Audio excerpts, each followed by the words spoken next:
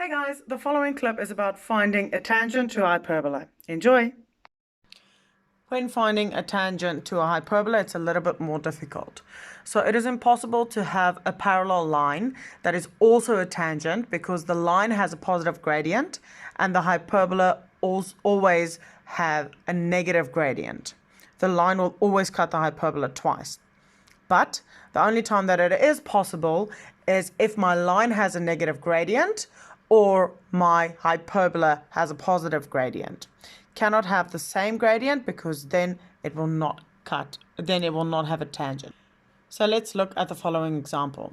Find the equation of the parallel line that forms a tangent to the hyperbola. Once again, we need to be sure to understand the question properly. So the first part of this question is that my line is going to be a parallel line. And the second part is that it will be a tangent. So what this means is I need to use my straight line equation that is given as 2x minus 10 to find what the parallel line would be, and then use my discriminants to identify the tangent. So step 1 is find the equation of the parallel line. With parallel lines, I know that my gradient will be the same. So my gradient is 2. And therefore it will be 2 in my new equation. But I also need to identify that it will have a different c value or y-intercept. So the way I do that is I need to write or find an unknown c value or y-intercept, which in this case I will use k. So my parallel line is y is equal to 2x plus k. Step 2 is I need to put the equations equal to each other so that I can find my discriminant. So I'm going to use the x part of my parallel equation.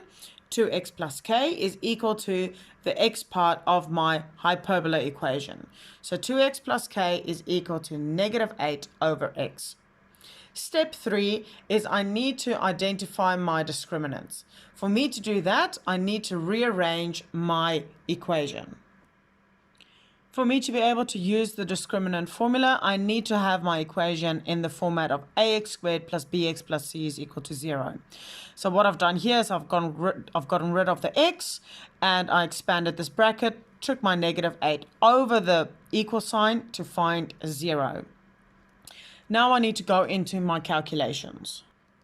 I know that a tangent will always only have one coordinate because that is where the line will touch the graph. So when I use my discriminant equation, which is b squared minus 4ac, I know for me to have one repeated answer, my discriminant has to be equal to 0. So I need to take my rearranged equation, which I've written up here again, and substitute the values of a, b, and c into my discriminant equation. When I do that, I will have 0 is equal to k squared minus 4 times 2 times 8. And now I need to simplify to find the value of k. So 0 is going to be equal to k squared minus 64. Find the value of k, take this negative 64 over the equal sign. It becomes 64 is equal to k squared. To get k alone, I need to do the opposite of what it's doing now, and that would be square rooting. When I square root any value, I know that I'm going to have a positive as well as a negative answer. So my 2k values is going to be negative 8, or k is going to be equal to 8. Negative 8 times negative 8 is 64, and 8 times 8 is also 64. I know with the shape of a hyperbola, I can have two tangents. So therefore, I'm not only going to write one equation, but I'm going to write two with two different k values. So my first tangent is going to be y is equal to 2x minus 8. And my second equation is going to be y is equal to 2x plus 8. And those are my two tangents to a hyperbola. I hope this clip helped, guys. If it did, please like this video, subscribe to my channel, and share it with anyone it might possibly benefit. If you've got any questions, please drop it in the comment section below, and I'll get back to you as soon as I can.